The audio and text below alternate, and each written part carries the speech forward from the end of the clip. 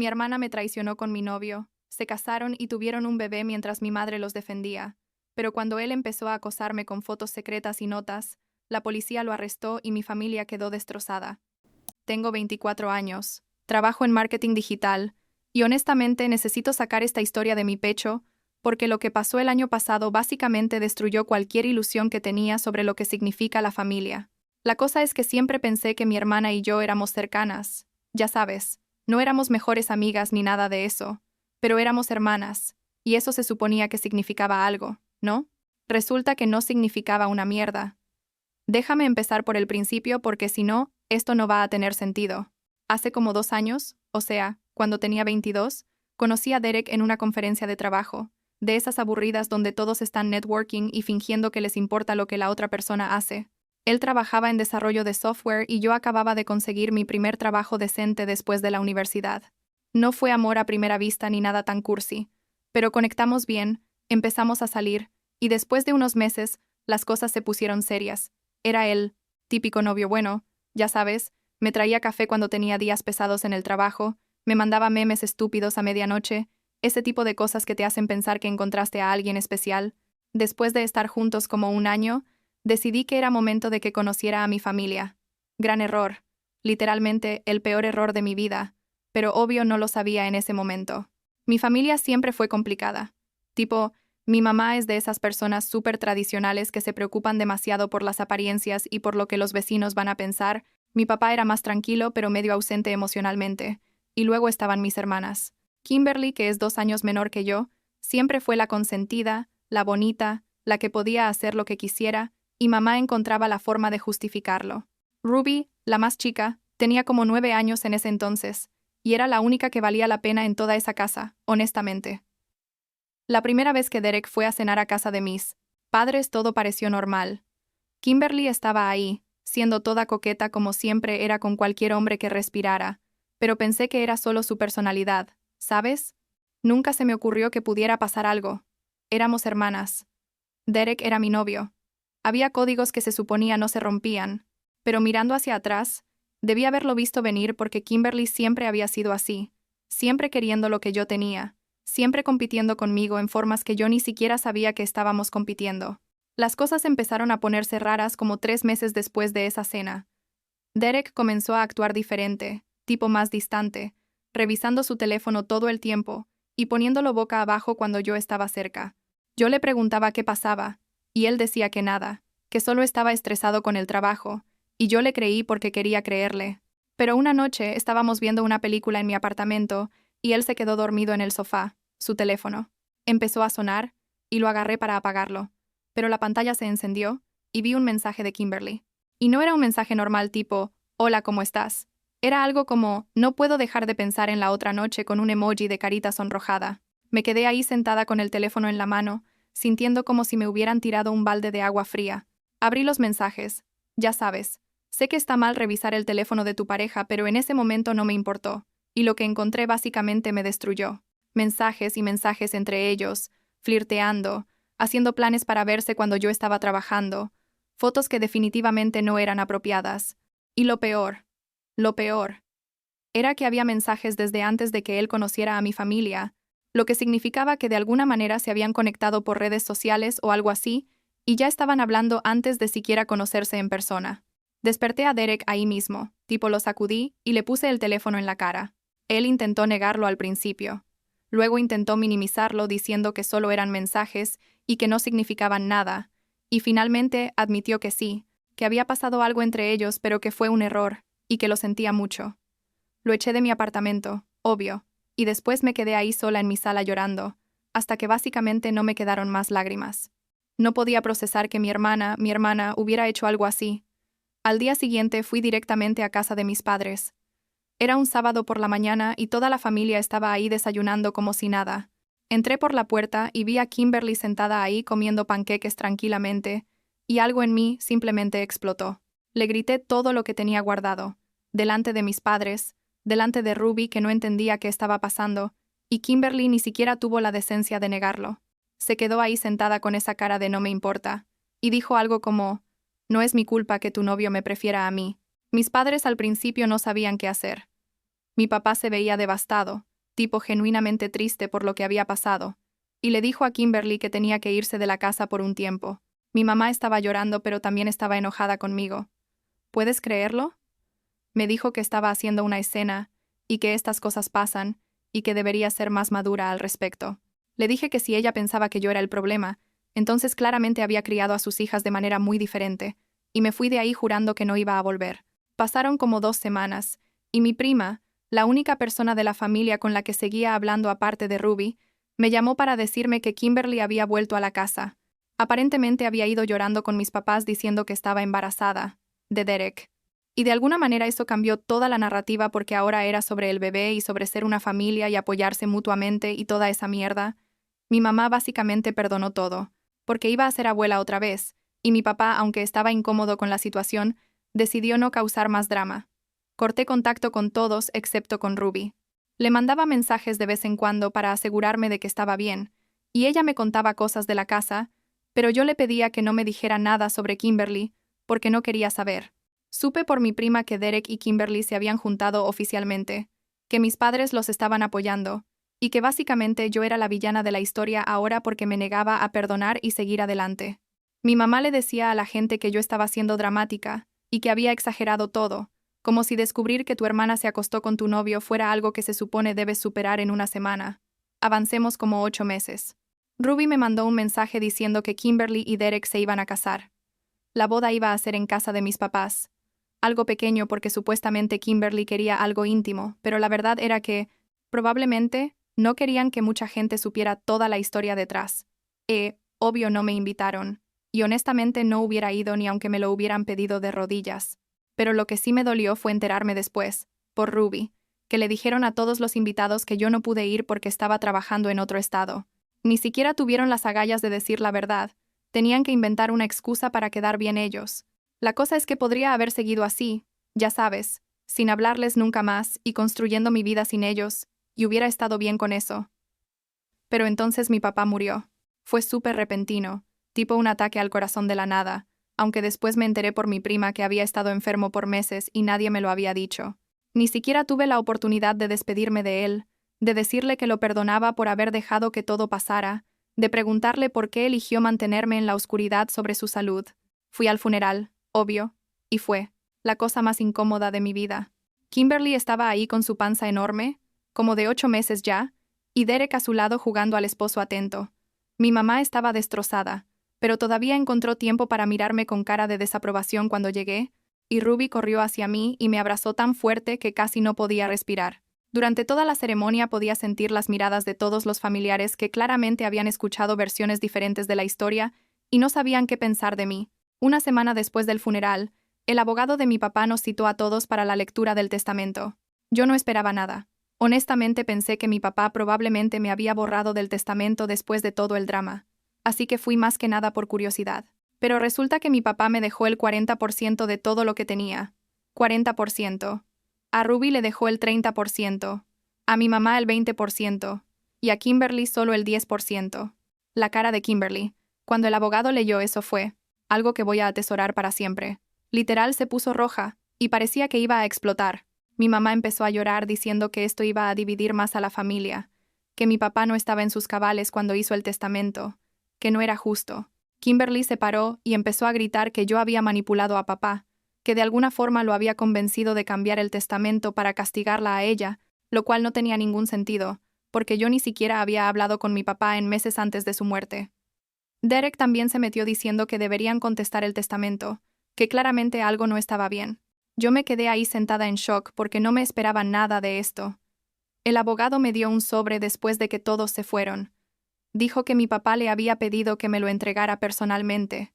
Dentro había una carta escrita a mano, y básicamente era mi papá disculpándose por todo, por no haberme defendido cuando pasó lo de Kimberly y Derek, por haber dejado que mi mamá me tratara como la mala de la película, por no haber sido el padre que debería haber sido. Decía que la razón por la que me dejaba la mayor parte de su herencia era porque quería asegurarse de que yo estuviera bien, que sabía que Kimberly tenía a Derek y a mi mamá para cuidarla, pero que yo estaba sola y necesitaba ese respaldo. También me pedía que cuidara de Ruby, que me asegurara de que cuando ella creciera tuviera a alguien en quien confiar. Lloré tanto leyendo esa carta que tuve que quedarme en mi carro en el estacionamiento del abogado por como 1 hora antes de poder manejar a casa.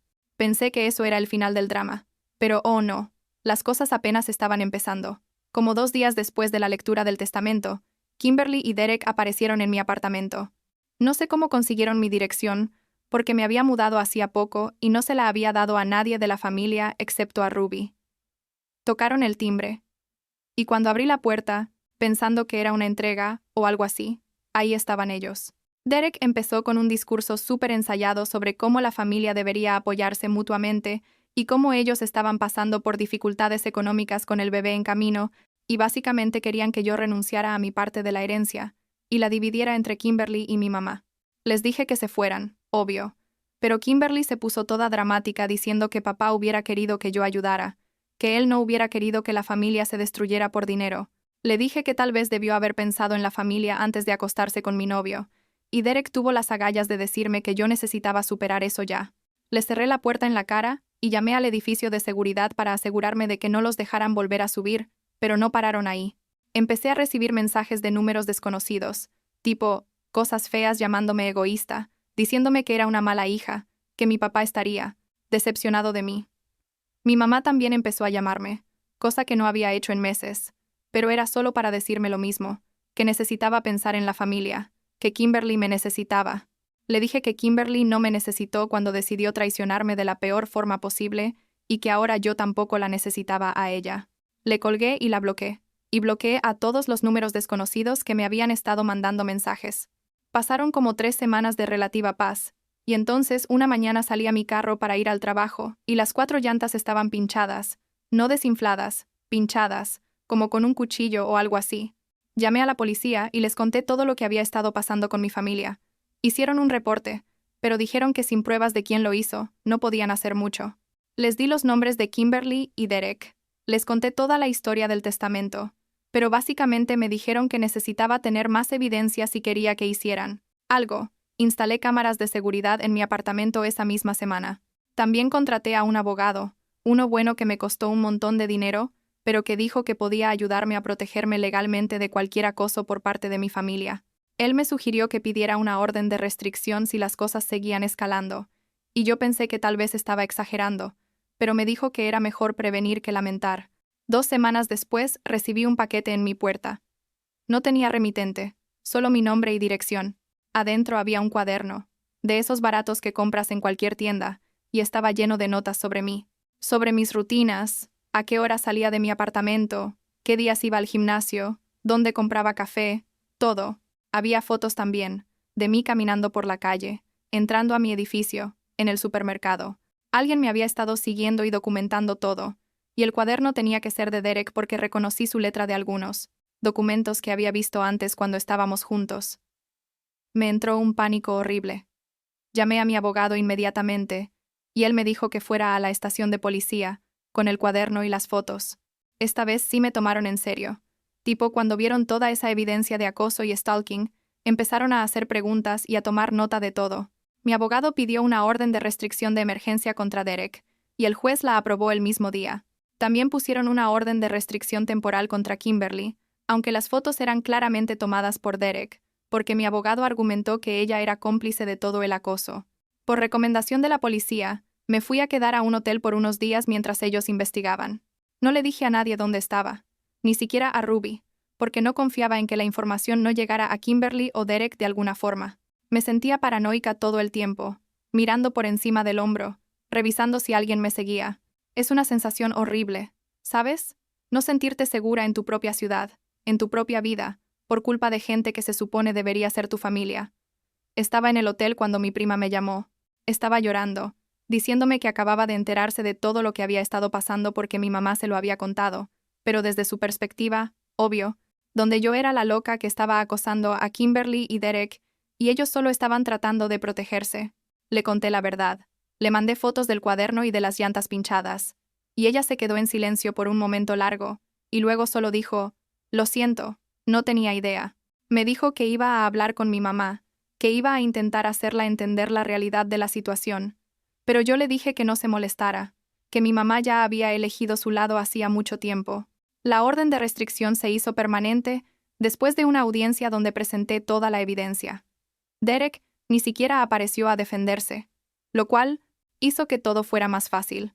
Pero como 2 días después de la audiencia, la gerente del hotel me llamó a la habitación diciendo que había un hombre preguntando por mí en la recepción, describiendo mi apariencia y diciendo que era mi hermano. Yo no tengo hermanos. Le dije que llamara a la policía, y me quedé encerrada en mi habitación con todas las luces apagadas, hasta que llegaron los oficiales. Era Derek. Había averiguado dónde estaba hospedada, no sé cómo, tal vez siguiendo mi carro desde mi apartamento o algo así, y estaba tratando de subir a mi habitación.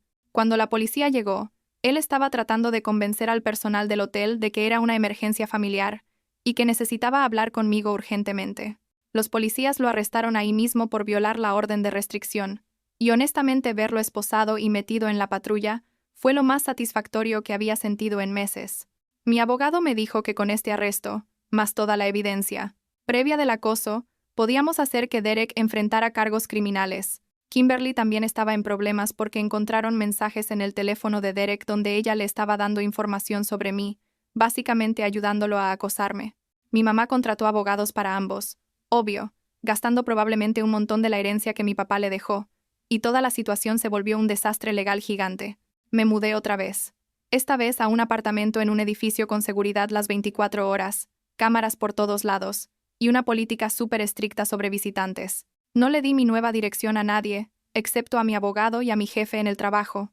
Ruby me escribía preguntándome cómo estaba, diciendo que extrañaba hablar conmigo, y me rompía el corazón no poder decirle dónde estaba o qué estaba pasando realmente. Le mandaba mensajes de vez en cuando diciéndole que estaba bien, que la quería, y que cuando ella fuera más grande íbamos a poder pasar más tiempo juntas. El caso criminal contra Derek todavía está en proceso. Tipo va a ir a corte en unos meses. Kimberly tuvo su bebé hace como 2 meses, una niña, y mi prima me mandó fotos aunque yo no le pedí que lo hiciera. No sentí nada mirando esas fotos, honestamente. Ni enojo, ni tristeza, nada. Solo pensé que ese bebé no tuvo la culpa de nada de esto, y que probablemente iba a crecer en un ambiente súper tóxico, si Kimberly y Derek seguían juntos. Mi mamá intentó contactarme una vez más hace como un mes. Me mandó una carta larga, como de 6 páginas, donde básicamente decía que todo esto se había salido de control, que la familia era más importante que el orgullo, que yo debería perdonar porque eso es lo que hacen las buenas cristianas. También dijo que mi papá no hubiera querido esto, que él hubiera querido que todos nos lleváramos bien. Le mandé una carta de vuelta, súper corta, donde solo decía que papá me dejó una carta donde literalmente se disculpaba por no haberme protegido de ella y de Kimberly, así que no usara su nombre para tratar de manipularme. No he sabido nada de ella desde entonces. Ahora mismo estoy usando parte de la herencia para pagar mis abogados, lo cual es irónico porque Kimberly quería que yo renunciara al dinero para ella, y ahora ese dinero se está yendo en protegerme de ella y su esposo. También estoy en terapia, tipo 2 veces por semana, porque procesar toda esta mierda no es algo que pueda hacer sola. Mi terapeuta dice que estoy mostrando signos de PTSD por todo el acoso y las amenazas, lo cual tiene sentido porque todavía me pongo nerviosa cuando veo carros estacionados por mucho tiempo cerca de mi edificio o cuando alguien me mira por demasiado tiempo en la calle. La parte que más me duele, la verdad, no es lo de Kimberly y Derek. O sea, sí, eso fue horrible y me traicionaron de la peor forma posible, pero en cierta forma creo que siempre supe que Kimberly era capaz de algo así. Lo que realmente me destroza es mi mamá. El hecho de que ella viera todo lo que me hicieron, todo el acoso, las amenazas, el stalking, y aún así eligiera defenderlos a ellos. Eligió proteger a la hija que me traicionó y al tipo que me acosó por encima de protegerme a mí, y no puedo perdonar eso. No creo que alguna vez pueda.